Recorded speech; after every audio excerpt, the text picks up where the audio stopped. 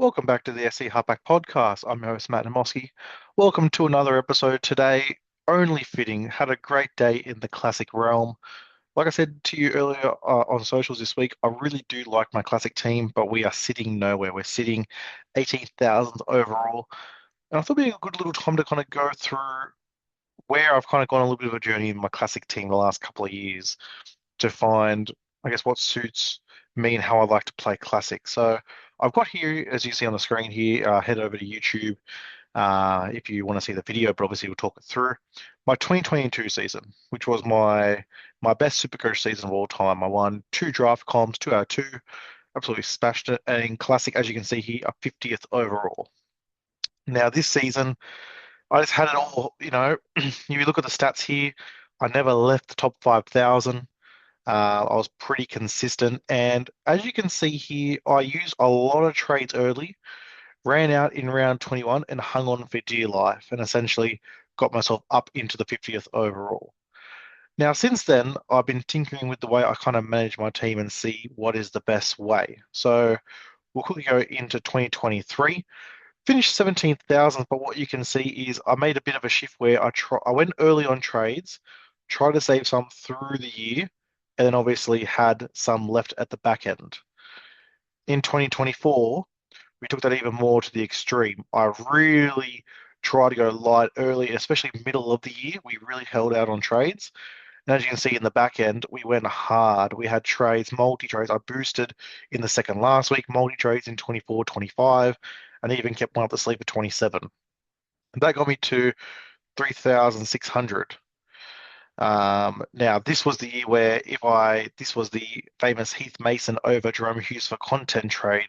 That probably did cost me a top 1,500 spot, but I do love my boy Heath Mason, so no regrets. We go to 2025. And again, very similar. I kind of like the idea. I think there was potential in it. So again, we went really heavy on trades early. We went a couple of boosts, and then we went really light. And in the back end of the year, we boosted in around 21, and then we had multi trades all the way through to the back end, round 24 to round 25 to round 26 3, and round 27 2. And got into, this was a bit of a meddling season, just like this year. Kind of sitting around that 20,000. Made a charge towards the back end, ended up getting to 7,500, which takes us to this year. So as you can see, I went very strategic in 2022. I burned my trades, trying to get my best team as I could. Very similar to 2026. I was like, you know what? Let's not save trades. Let's get them done. And as you can see, we went hard early. We used a boost in round 3, round 5, round 7, and round 10. We've used multi-trades. We've only saved the one trade. From round 17, we've used one. Other than that, our next single-digit trade was in round 6. So we burned the trades. I've only got 3 left, but I'm sitting in 18,000th overall. So pretty much the exact same place I am now where I was in 2022, where I finished 50th overall. I'm heading into round 21, potentially going to use the last of my trades, but obviously I'm nowhere near where I was. So then you say, okay, did you have a bad starting team? Not really. I had a pretty good starting team. Obviously, there was a few gambles I did, but I rectified those early and got those players in pretty quick, as we'll go through. But this podcast titled The Art of Wasting a Trade will show you just where this season went wrong. And as I'm looking at it, and we'll go through it right now, luck. I've said to you many times, many content creators have said, Supercoach is a game of luck and chance. When you trade, when you don't trade. And as you can see, my ins to my outs, you're going to see a very, very interesting trend and why I'm 18,000th overall instead of 50th overall using the exact same strategy of trying to get the team in early as quick as I can. So let's go through it. In round 3 this year, I boosted. I said, okay, I'm going to go and get the guys I need to get in. So I started without Nathan Cleary and I started without Ryan Couchman. So let's rectify that. Sam Walker had an absolute shocker. He comes out. Isaiah Yeo, who had a quietish first 2 games, and it was going to be who do you trade out for Ryan Couchman? So he went out. He ended up going very well right after I traded him. And Tom Flegler, which, that was just a throw of the dartboard to start the season. Happy with that. So those trades there, fantastic. 450K in the bank because I was able to trade out a few guys. We're feeling great. Moved to round 4. Hopgood gets injured. Toby Couchman gets a head knock. I'm like, okay, I've already got one dragon. Let's not, but build up on them. I jumped off an Uyaki very early. Happy with that. I got in Herbie Farmworth. Did not want to be wrong on that. So as you can see, my first five trades, I'm happy. I'm happy with them. We go to round five. Payne Haas goes out. Reese Walsh comes in. And as you can see in round six, he goes out again. We bring in Casey McLean just before he picks up an injury, and I think he maybe had a suspension. Arama Howe, he picked up a 421K, so just above where he kind of was really breaking out. And we traded out set 2-2, which is crushing because he obviously went on a run and got up to about 500K. And Angus Crichton, no, that's Stephen Crichton, who got injured after the whole start of the season there. So as you can see, that's where the wheels start to really fall apart. Those three trades in round five, I probably didn't even need to make any of them. But again, I was really trying to get to a team very quick. Round six, we use the one trade. Again, we bring in Tom Travojevic, who in a few rounds will leave the team. So again, another guy coming in to going straight out. Round seven, we boost and we say, hey, let's put our balls on the table and let's go. Kale Iro, underperforming, out before he goes on his run. Dave Fafita, obviously injured for a long time. That's fine. Joe Chan, obviously getting hooked. He's done. So who we bring in? This was the week where I think Thomas Kant was going to get named. So I was going to bring in Thomas Kant because it looked like he had about a 4 week stretch with Dylan Lucas, who maybe had a throat injury at the time. So we brought in Kant, who then got ruled out, but he was halfway through the games. I had to go to someone. I didn't want enough yet. So we went to Charlie Guyman, who I think wanted to get a good run on the edge. A waste of a trade. Preston, who in a few weeks will also go out because he gets injured, and Mark Nwangani who comes in and will get injured very soon. So again, bringing in some star players in Preston and Mark, who just get injured, unlucky. Geimer, me outthinking the room. As soon as Kant got injured, I should have just gone to enough territory if I wanted to do that enough trade to make it work. Round eight, we bring in Lasati. So we didn't start with him. We brought him in just before he comes back into the team. So happy with that, 269K. Geimer obviously comes out. So Geimer stayed in the team for one whole week, making 16K. Fantastic. We also bring in James Tedesco as it kind of gets clear that he may miss Origin. So I'm like, okay, let's bring in Teddy. That sounds great. And obviously Turbo's injured. Round nine, we bring in Alex Twal. Happy at the time, he was killing it, averaging nearly 100 for that little stretch there. Saxon Pryke, who, as an Eels fan, I looked at that bench, said, I don't see how Saxon doesn't get a run here. It looks great. Let's bring him on. Martin out injured. Jesse Colquhoun before he goes on his run. And we'll finish around 10 before we take a break here. We boost again.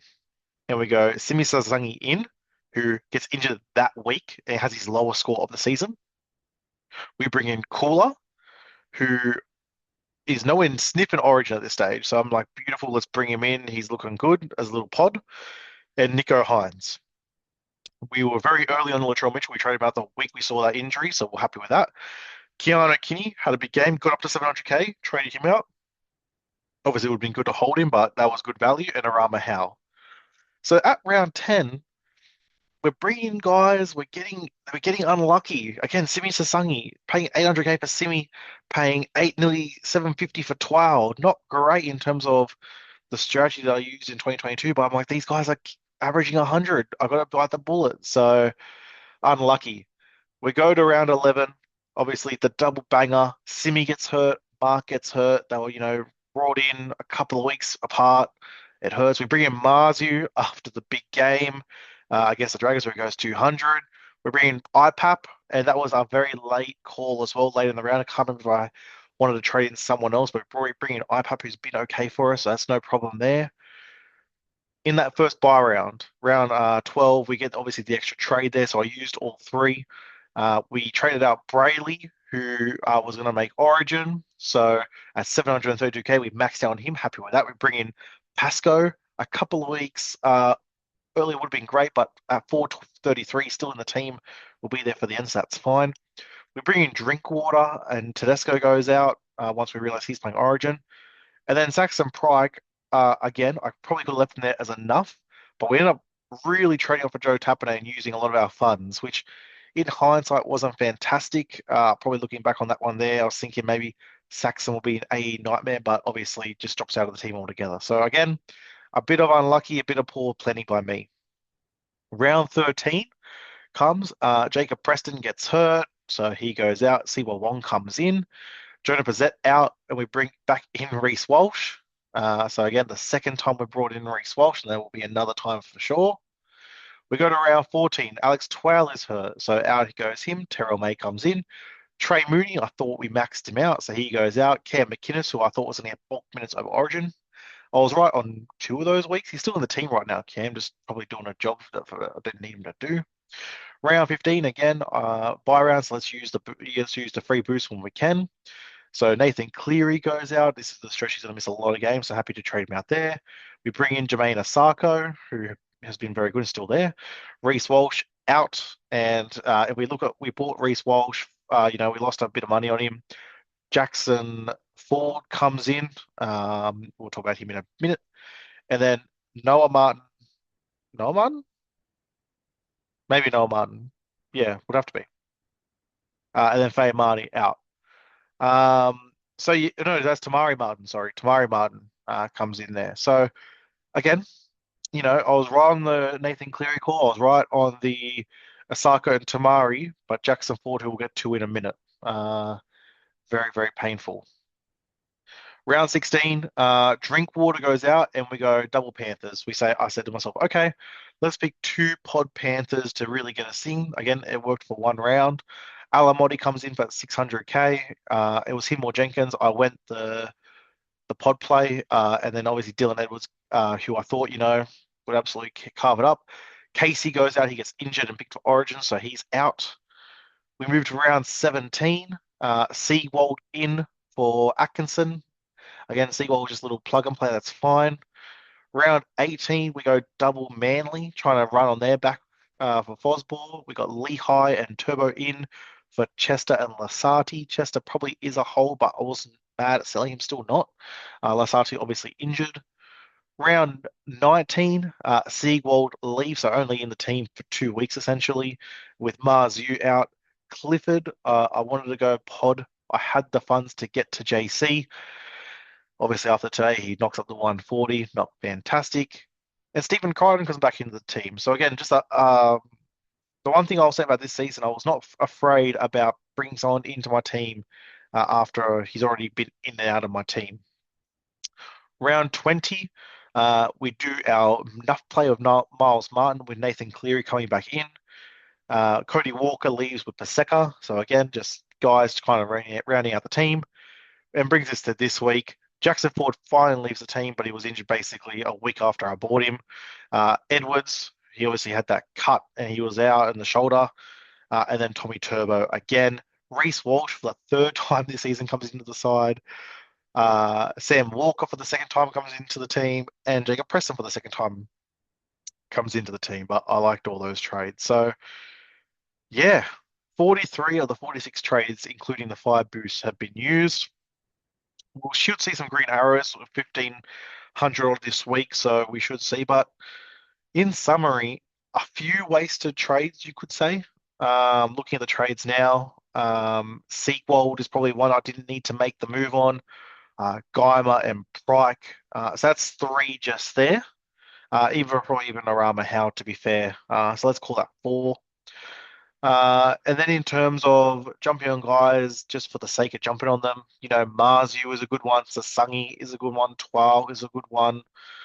And then obviously just getting unlucky with injury and maybe even myself causing that luck by, not paying attention to past precedents, Turbo and Walsh as examples.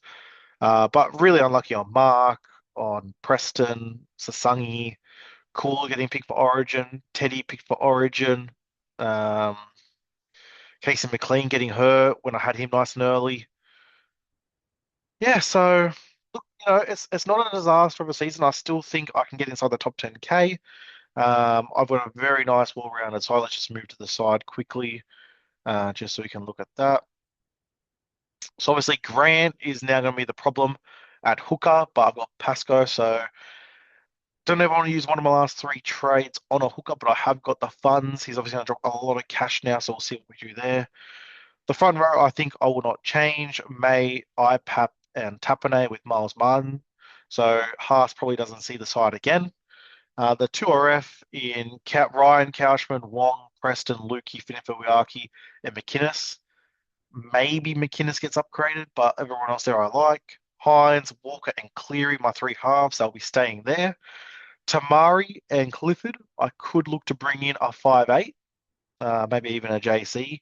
The reason why, obviously, as you've seen on the podcast and on the Instagram, I have tried to go very poddish, and I do at the end of the seasons most of the time. I think I need to go away from that. It has been the strategy for the last couple of years to go pod. But obviously, in my top 50 season, I just got the best player on the board. So maybe I do need to go back into that. Even if a guy is 30% owned, there's probably a reason, right? So that is one. The Clifford one is a great example. Uh, I thought the room there, that should be JC. I have a couple of very nice scores there. Even the Alamotti to Jenkins, another good example. So ones to live and learn. I think next year I'm not going to worry about going two pod, maybe a few, but you see my team, there is quite a few guys sub 10% that I've really tried to get the jump on everyone else. CTWs are my two Manly boys, Lehigh and Cooler. Again, that was Fosball turbo driven. That looks like it's going to be a bit of a dud. Critter, six Critter, I like it. I don't care if he's my, six CTW, Alamotti, Farnworth, Asako, and Makasini. So definitely someone in the CTW. Maybe even two will get upgraded. And then my fullbacks, Walsh and Farlongo. I'll probably at least have one trade for a fullback. We'll see who that is. Farlongo obviously fired. Walsh really didn't, but do I want to trade out Walsh for a third time this season? Probably not. But again, I like my team. It's a strong team. Obviously, the captain on Nico this week, I was pretty staunch in that, saying he was the top captain option of the week. But it's going to be very interesting with all these injuries. I'm not a Huddy owner. I'm not a Dylan Lucas owner. I'm not a Ponga owner. I think everyone will have Grant. I'll bring up the post now. Obviously, I posted the other day about all these players getting injured and what that's going to mean for teams. But just to refresh my memory, yeah, we got Cam Murray. Duncan is obviously very important and popular. Dylan Brown, Ponga, Turbo. People may be able to get him out, and Cam Munster. A lot of people would have him at 5'8" as well. So trades are very, very low.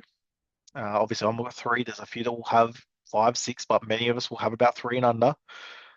If you've gone very enough heavy, you could be in a bit of trouble here. Again, I've got Makasini and Martin you can call nuffs. And then obviously Grant becomes one now. So I could have three. I could potentially upgrade one of them. I've got 225 in the bank.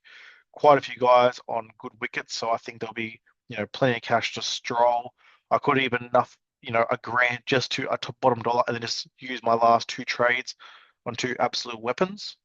Could do that as well. So I think the last three trades for me, I'll try not to use it on enough, but just looking at that board, who's going to be there in round 27? Looking at this side, I have no Newcastle Knights. There will be a few of you who will be pretty heavy on Newcastle Knights with that buy. Panthers, obviously, quite a few of us will be heavy on Panthers. They might be resting the last week of the regular season. So definitely look at the draw. Look at who is playing for something. Look at who has, those good matchups we could target. But something to be very, very interesting of how these last ones. But in summary for today's episode, the art of a wasted trade. I've got three or four where I absolutely just wasted it for no reason. I've got about three or four where I didn't need to make the trade, but felt compelled to do it. And then I've got probably, I'd say at least 10 to 12 of just unlucky injuries. So you look there, that's 15 odd trades, compounded with me trying to go anti-pod when I probably didn't need to do it. So plenty of reasons why I've kind of used the same strategy as my 2022 successful top 50 season, but I'm now sitting, 18th K overall. So at least I know and I've learned the lesson. Plenty of things going into next year. This year, you saw in that round three, I tried to go without Herbie. I tried to go without Cleary. Just get the best team on the park. Few lessons. Can't wait to share them with you over the off season. But as we get into Team Picket 2027, uh, definitely will be some things I'll be taking on board and trying to really achieve to get a good start for next year. We'll leave it there, guys. Thank you so much for listening. Have a great day, and we'll hear from you soon. Cheers.